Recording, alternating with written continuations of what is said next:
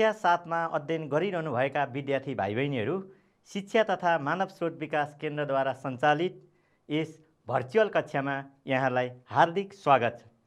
आज हामी तपाईहरुको विज्ञान तथा वातावरण विषयको एकाइ 13 अन्तर्गत रहेको धातु र अधातुको दोस्रो खण्ड अन्तर्गत मिश्रित धातु भन्ने पाठ लिएर उपस्थित भएका छौं।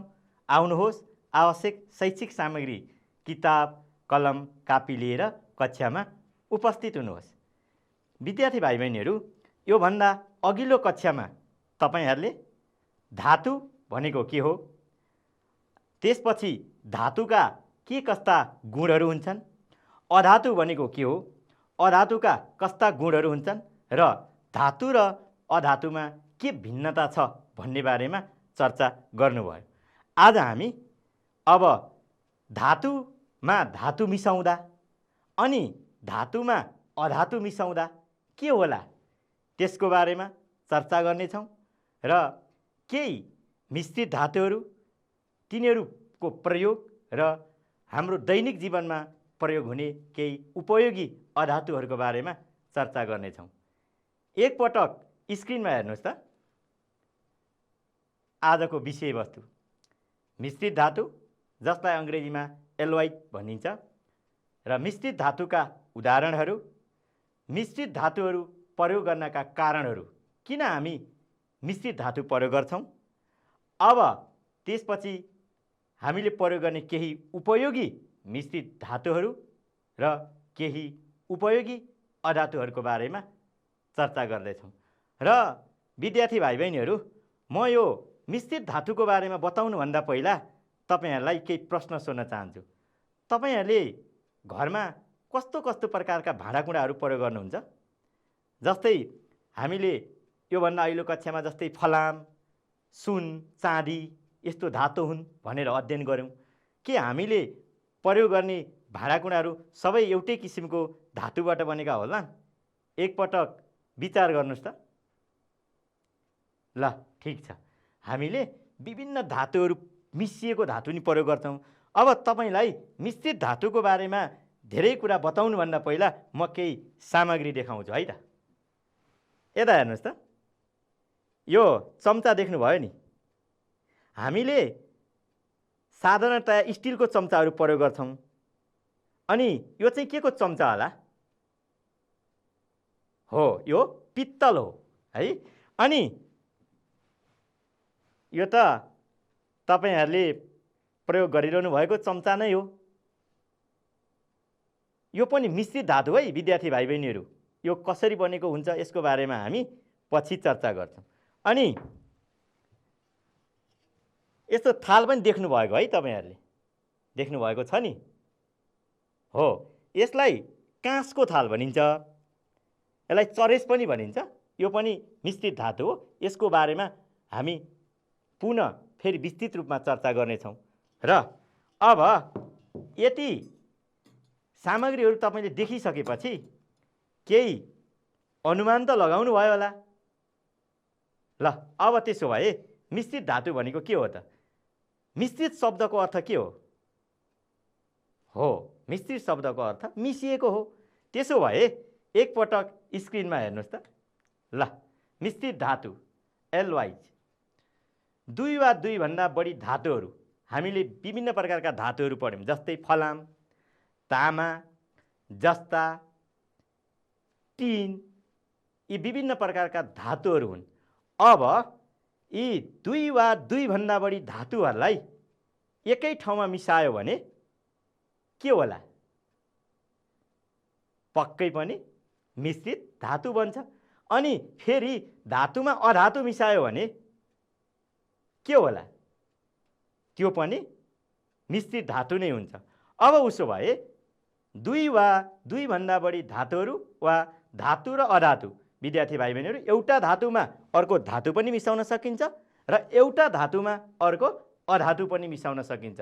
दुई वा दुई भन्दा बढी धातुहरू वा धातु र अधातुहरू मिली बनेको समान मिश्रणलाई नै मिश्रित धातु भनिन्छ।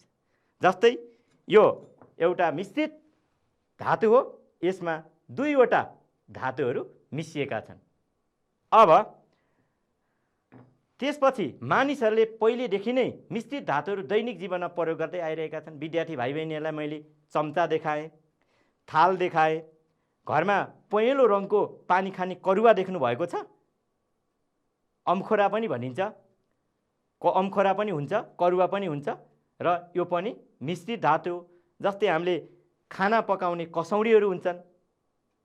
अब त्यस्तै गरी मिश्रित धातुहरूमा पनि धातुका गुणहरू पाइन्छन्। जस्तै विद्यार्थी भाइ बहिनीहरूले योभन्दा अघिल्लो कक्षामा धातुहरूलाई पिटेर पातलो बनाउन सकिन्छ, धातुहरू तन्कने हुन्छन्, धातुहरू ताप र विद्युतका सुचालक हुन्छन् भनेर अध्ययन गर्नुभएको थियो नि। हो, मिश्रित धातुलाई पनि पिटेर पातलो बनाउन नि सकिन्छ। मिश्रित धातुले पनि ताप र विद्युतको सुचारू गर्छ, सुचालक हुन्छ। अनि मिश्रित धातुलाई पनि ठोक्दा आवाज आउँछ है। धातुलाई ठोक्दा आवाज आउँछ भनेर पढ्नुभयो नि तपाईँहरूले। साँच्चै मिश्रित धातुलाई ठोक्दा नि आवाज आउँछ त? हेर्नुहोस् त, आयो नि है। हो, मिश्रित धातुकोमा पनि धातुका गुणहरू हुँदो रहेछ। तपाईँहरूले पढ्नुभएको धातुलाई ठोक्दा आवाज आउँछ, पिटेर पातलो बनाउन सकिन्छ, तन्कने हुन्छ, ताप र विद्युतको सुचालक हुन्छ भनेर विभिन्न किसिमका गुणहरू पढ्नुभएको छ नि। हो, ती सबै गुणहरू मिश्रित धातुमा पनि पाइन्छन्। अब मिश्रित धातुहरूमा मिसिएका पदार्थका भन्दा भिन्न गुणहरू पाइन्छन् भन्नाले, जस्तै मैले दुईवटा धातु एक ठाउँमा मिसाएँ, तामा र जस्ता मिसाएँ, र तामा र जस्ता मिसाइसकेपछि बनेको मिश्रित धातुमा तामा र जस्ताको जुन गुण हुन्छ त्यो गुणभन्दा फरक हुन्छ। बुझ्नुभयो नि होइन? जस्तै दुईवटा धातु एक ठाउँमा मिसाएर मिश्रित धातु बनाइयो भने जुन बनेको नयाँ मिश्रित धातुमा पहिलेका धातुका गुणभन्दा केही भिन्न गुणहरू हुन्छन्। त्यसैले मिश्रित धातुमा मिसिएका पदार्थका भन्दा भिन्न गुणहरू पाइन्छन्।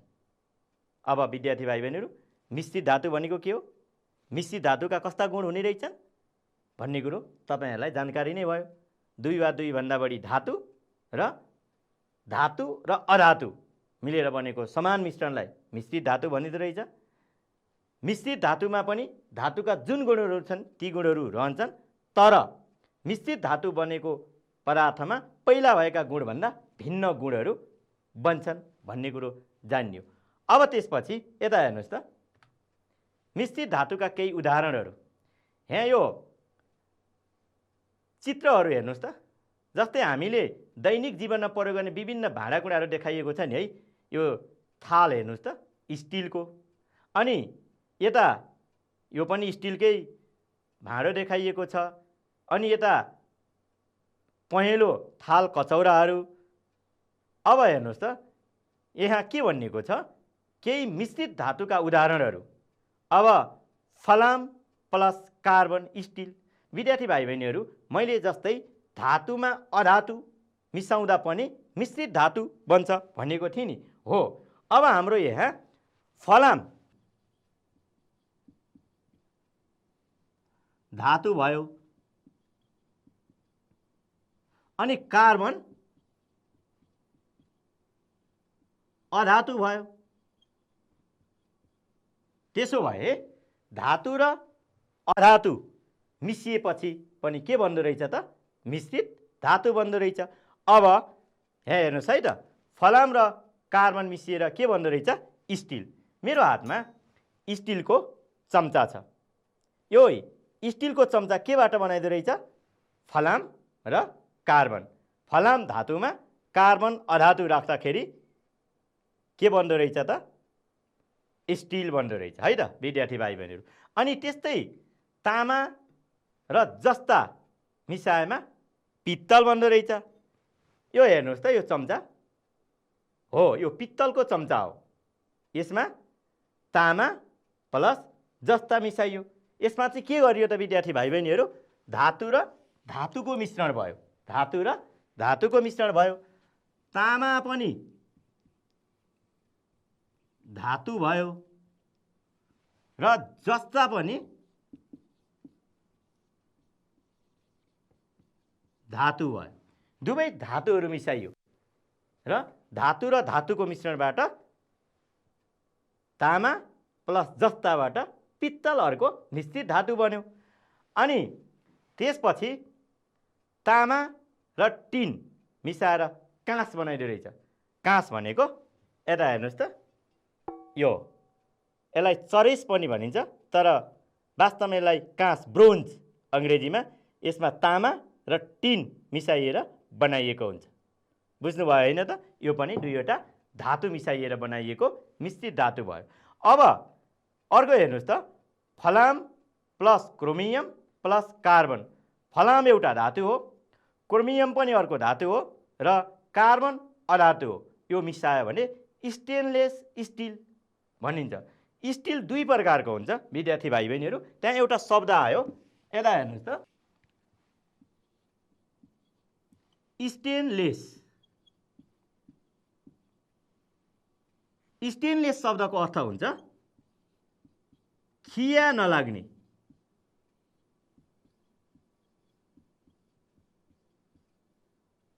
स्टेनलेस शब्दको अर्थ हुन्छ खिया नलाग्ने। हेर्नुहोस् त, अब तपाईहरूले स्टिल पनि फरक फरक किसिमको देख्नु भएको छ नि। कुनै स्टिलमा खिया लाग्छ, कुनै स्टिलमा खिया लाग्दैन। अब यस चित्रमा हेर्नु है त, यो थाल देखाइएको छ, अनि यतापट्टि यो अर्को स्टिलको भाँडो देखाइएको छ। यो दुईटामा योभन्दा यो केही गुणस्तरको अलि राम्रो हुन्छ र स्टेनलेस स्टिल भन्दा राम्रो हुन्छ। भनेको स्टेनलेस शब्दको अर्थ खिया नलाग्ने, एकदम राम्रो स्टिल चाहिँ। खिया लाग्ने र खिया नलाग्ने दुई प्रकारको स्टिल हुन्छ। फलाममा कार्बन मात्रै मिसाइएको छ भने स्टिल हुन्छ, अनि फलाममा क्रोमियम र कार्बन मिसाइएको छ भने त्यो स्टेनलेस स्टिल हुन्छ। बुझ्नुभयो होइन त? तपाईँहरूले मिश्रित धातुका उदाहरण के रहेछ, जस्तै हाम्रो घरमा प्रयोग गर्ने स्टिलका भाँडाकुँडाहरूमा फलाम र कार्बन मिसाइएको हुँदो रहेछ। अनि त्यस्तै पित्तलमा तामा प्लस जस्ता मिसाइन्छ, अनि ब्रोन्जमा, काँसमा तामा प्लस टिन मिसाएर चाहिँ काँस बनाइयो। र फलाम, क्रोमियम र कार्बन भयो भने स्टेनलेस स्टिल अर्थात् खिया रहित, खिया नलाग्ने स्टिल हुँदो रहेछ। अब मिश्रित धातुका उदाहरणहरू हामीले जानिसकेपछि यी मिश्रित धातुहरू किन प्रयोग गरिन्छ होला, एकपटक विचार गर्नुहोस् त। जस्तै हामीले तामा र जस्ता मिलाएर पित्तल बनाइन्छ भनौँ। तामा त रातो कलरको हुन्छ है, तर पित्तल चाहिँ हेर्नु न, भिन्दै कलरको छ त, भिन्दै रङको छ, पहेँलो छ। अनि जस्ता पनि हाम्रो हल्का सेतो रङको हुन्छ। अनि यो त पित्तल छ, पहेँलो छ, अनि मिसिएको धातुहरूको गुणहरू त यसमा देखिएन। त्यस कारणले गर्दा एउटा के अनुमान लगाउन सक्नुहुन्छ तपाईँहरूले भने मिश्रित धातु रङ्गीन बनाउनको निम्ति प्रयोग गरिन्छ। दुईवटा धातुहरूलाई मिसाएर बनाएको मिश्रित धातु प्राय रङ्गीन हुन्छ। अनि अर्को विचार गर्नुहोस् त, जस्ता जति बलियो छ अनि यो पित्तल त्योभन्दा बलियो हुन्छ कि कम बलियो हुन्छ?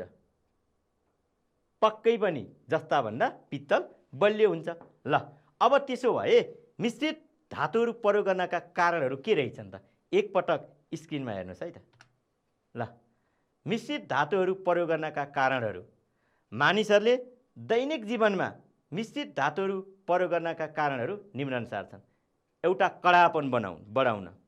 पहिला जस्ता र तामाको जुन किसिमको कडापन हुन्थ्यो त्यसको भन्दा यसको कडापन बढी हुन्छ। अर्थात् विद्यार्थी भाइ बहिनीहरूले यसरी बुझ्न सक्नुहुन्छ, तामा भन्दा पित्तल बलियो हुन्छ। अनि त्यस्तै जस्ता भन्दा पनि पित्तल बलियो हुन्छ, कडा पनि हुन्छ। एउटा कडा बनाउन, अनि अर्को बलियो बनाउन। कडा बनाउनको लागि पनि मिश्रित धातु प्रयोग गरिने भयो, बलियो बनाउन पनि प्रयोग गरिने भयो। अनि दुईवटा मिसाएपछि यसको कलर, रङ पनि फरक आउँदो रहेछ।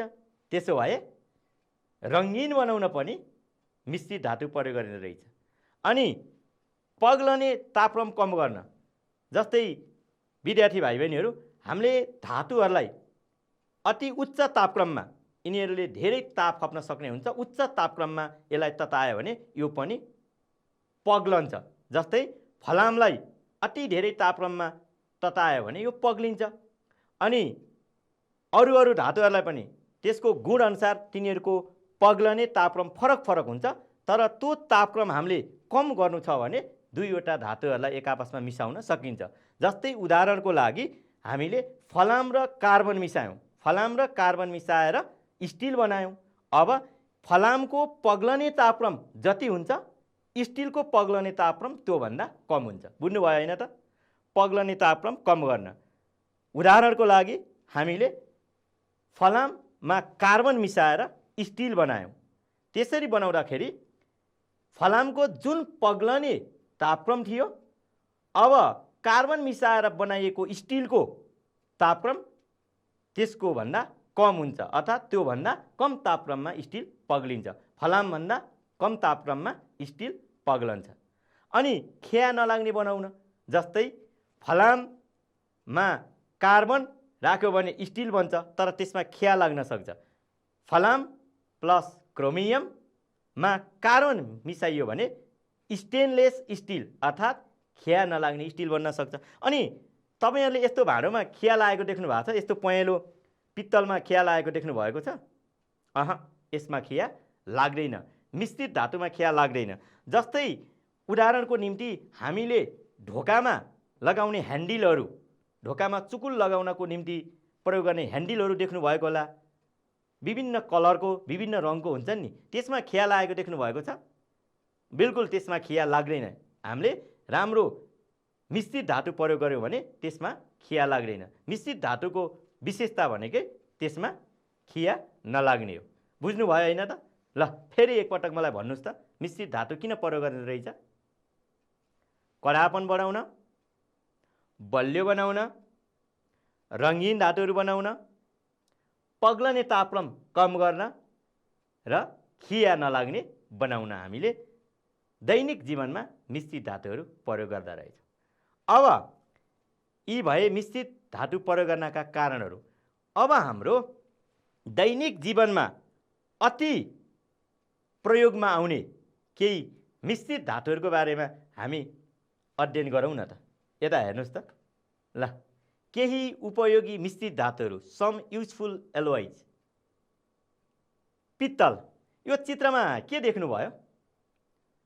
यो पानी खाने करुवा है, तपाईको घरमा पनि होला नि। हो, अब यो केबाट बनेको होला भन्ने तपाईलाई कौतूहलता त मेटियो नि है। यो पित्तलबाट बनेको हुन्छ। अनि मैले अहिले भने नि, पित्तल के मिलाएर बनाइएको हुन्छ रे? ठीक, तामा र जस्ता मिलाएर बनाइएको हुन्छ।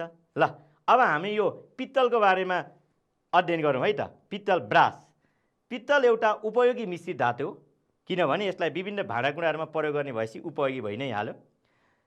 र यो तामा र जस्ता, तपाईहरुले तामा पनि देख्नु भएको छ, अनि त्यसपछि गएर जस्ता पनि देख्नु भएको छ। त्यो दुईटालाई मिसायो भने पित्तल बन्दो रहेछ। यसलाई ब्रास भनिन्छ अङ्ग्रेजीमा। र यो मिश्रित धातु घरायसी अर्थात् घरमा प्रयोग गर्ने भाँडाकुँडा बनाउन, पूजाका सामग्री बनाउन, मूर्ति बनाउन र मन्दिरको छाना बनाउन। हामीलाई मन्दिरको छानो पहेँलो देख्ने बित्तिकै सुन प्रयोग गरे होला जस्तो लाग्छ है, तर होइन नि, त्यो पनि पित्तलको छानो हो है विद्यार्थी भाइ बहिनीहरू। र पित्तल पहेँलो रङको हुन्छ। तपाईहरुले मेरो हातमा यो चम्चा नि देखिहाल्नु भयो, यो पनि पहेँलो रङको छ। अनि त्यसैले यसबाट सजावटका सामग्रीहरू बनाउन सकिन्छ। जस्तै तपाईहरुले मेडल देख्नु भएको होला, त्यो पनि पित्तलहरूबाट नै बनाइन्छ है। त्यसपछि यसमा खिया लाग्दैन। पित्तल पनि मिश्रित धातु, मिश्रित धातुमा खिया लाग्दैन। र त्यसैले झ्याल ढोकामा चुकुल बनाउन, त्यसमा लगाउने छेस्किन पनि भन्छ, त्यो बनाउनको निम्ति देख्नु भएको होला। अनि साँचो लगाउने ह्यान्डल बनाउन, अनि कुनै साँचोहरू पनि पहेँलो पित्तलको देख्नु भएको छ नि, हो, साँचो नै बनाउन पनि प्रयोग गरिन्छ। र विभिन्न सामग्री राख्ने बक्सहरू पनि बनाउन प्रयोग गरिन्छ। बुझ्नुभयो त? पित्तल के रहेछ त? पित्तल तामा र जस्ताको मिश्रणबाट बनाइएको एउटा मिश्रित धातु हो।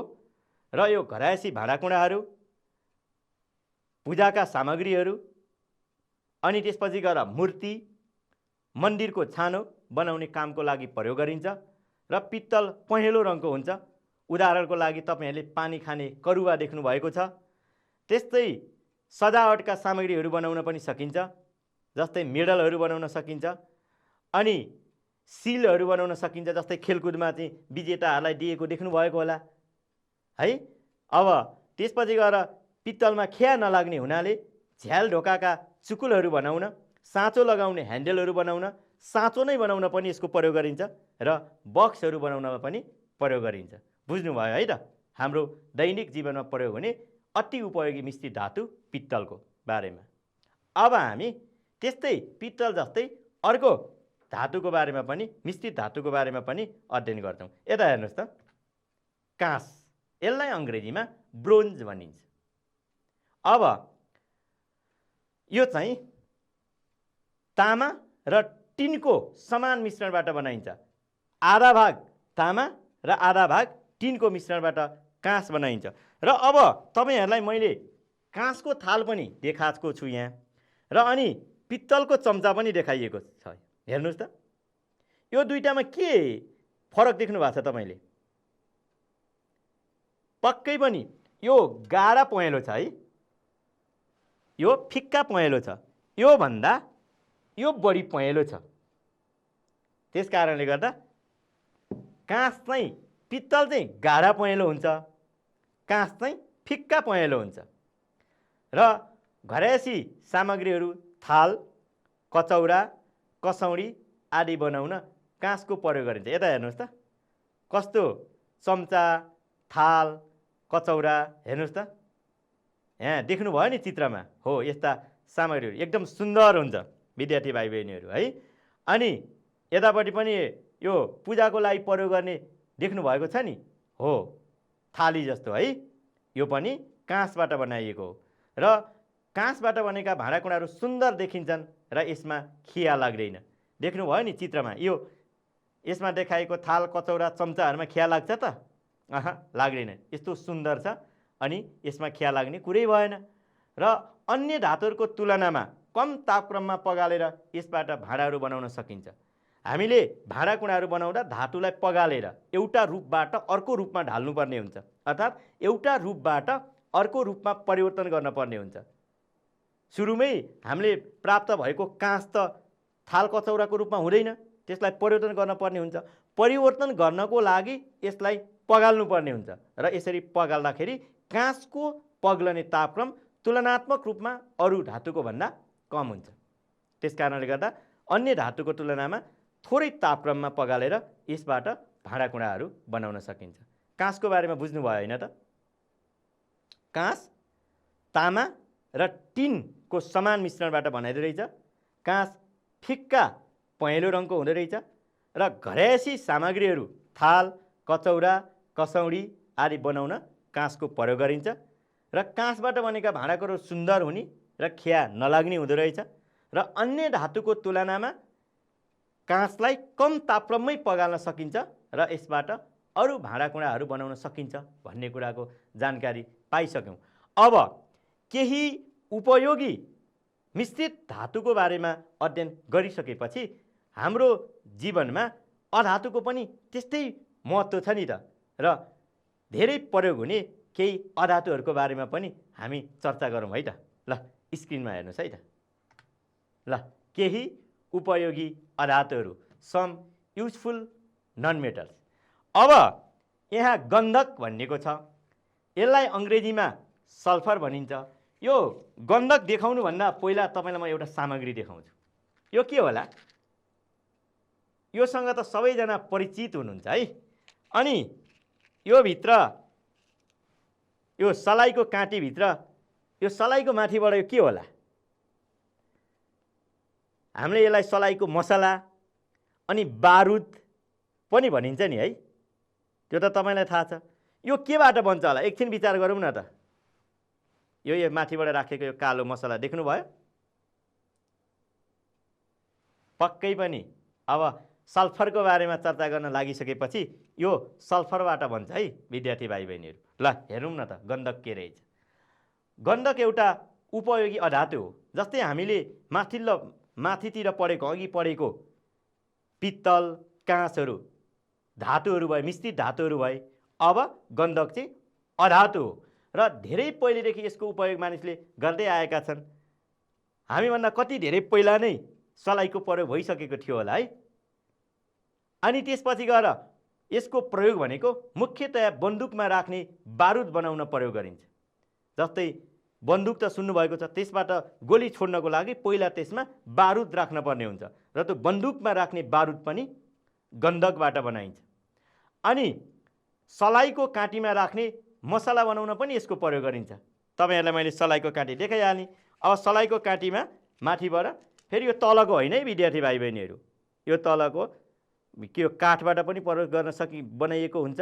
अनि त्यसपछि प्लास्टिक मैनहरू पनि प्रयोग गरिन्छ। तर यो माथिबाटको जुन हाम्रो सलाइको कोर्ने भाग छ त्यो चाहिँ सलाइको मसला हो।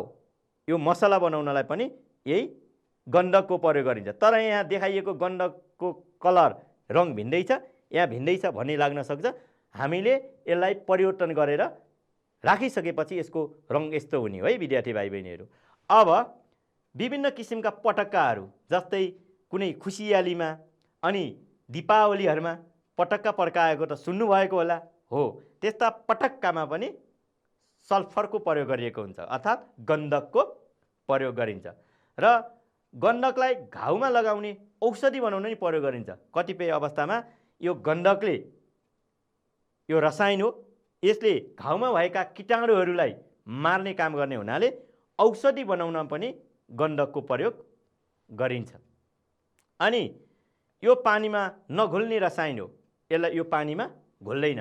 जस्तै उदाहरणको लागि यो हामीले सलाइको माथिबाटको मसलालाई पनि प्रयोग गरेर हेर्न सक्छौँ, यो पानीमा घुल्दैन। भनेपछि गन्धकको बारेमा बुझ्नुभयो नि होइन। गन्धक एउटा अधातु हो जसलाई अङ्ग्रेजीमा सल्फर भनिन्छ र यो धेरै पहिलेदेखि प्रयोग गर्दै आएको पाइन्छ। मुख्य गरेर यसको प्रयोग सलाइको मसला, बन्दुकको बारुद र विभिन्न प्रकारका पटक्काहरूमा प्रयोग गरिन्छ। र यो रसायन भएको कारणले गर्दा घाउमा लगाउने औषधि बनाउन पनि प्रयोग गरिन्छ र यो पानीमा घुल्दैन भन्ने कुरा जान्नुभयो। अब गन्धक मात्रै हो त हाम्रो उपयोगी अधातु? अर्को सबैभन्दा धेरै उपयोग गरिने अधातु पनि छ। हामीले तरकारीमा के प्रयोग गर्छौँ? नुन है। अनि त्यो नुनमा के पाइन्छ होला? हो, त्यसमा आयोडिन पाइन्छ। ल, त्यसो भए आयोडिनको बारेमा चर्चा गरौँ न त। ल हेर्नुहोस् है त, आयोडिन एउटा उपयोगी अधातु हो। यो हाम्रो शरीरमा पनि आयोडिनको आवश्यकता पर्दछ। जस्तै हामीले किन आयोडिनयुक्त नुन प्रयोग गर्दछौँ भने आयोडिनलाई डाइरेक्ट प्रयोग गर्नुको सट्टा नुनमा हाम्रो नियमित प्रयोग हुने नुनमा प्रयोग गर्यो भने हाम्रो शरीरलाई चाहिने आयोडिनको मात्रा पूर्ति हुन्छ। आयोडिन एउटा खनिज पदार्थ पनि हो है विद्यार्थी भाइ बहिनीहरू। हाम्रो शरीरलाई खनिज पनि चाहिन्छ र आयोडिन अधातु र एउटा खनिज पदार्थ पनि हो। र आयोडिनको कमी भएमा घाँटीको थाइरोइड ग्रन्थि, घाँटीमा थाइरोइड ग्रन्थि हुन्छ र यो थाइरोइड ग्रन्थि फुलेर आउँछ, जसलाई गलगाँड भनिन्छ भनिएको छ। हेर्नु है त, गलगाँड। अब तपाईहरुलाई यो गलगाँड शब्द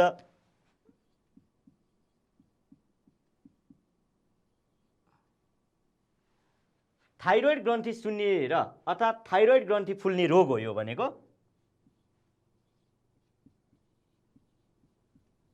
थाइरोइड ग्रन्थि फुलेर आउने रोग।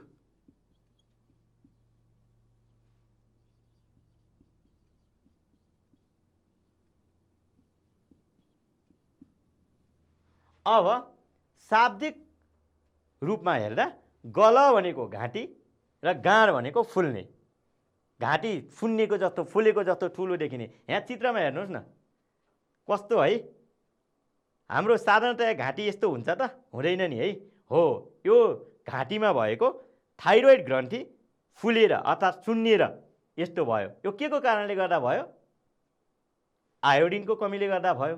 यसरी आयोडिनको कमी भएमा घाँटीको थाइरोइड ग्रन्थि फुलेर आउँछ, जसलाई के भनिँदो रहेछ? गलगाँड भनिँदो रहेछ है त। अब त्यस्तै गरेर हाम्रो शरीरलाई आयोडिनको आवश्यकता छ त भनियो। अनि यता हेर्नुहोस् त, गर्भ अवस्थामा आयोडिनको कमी भएमा नवजात शिशुमा बौद्धिक अपाङ्गता हुन सक्छ भनिएको छ। नवजात शब्दको अर्थ के होला? त्यहाँ नवजात शिशु भनिएको छ नि। नवजात शिशु भनेको भर्खर जन्मिएको शिशु।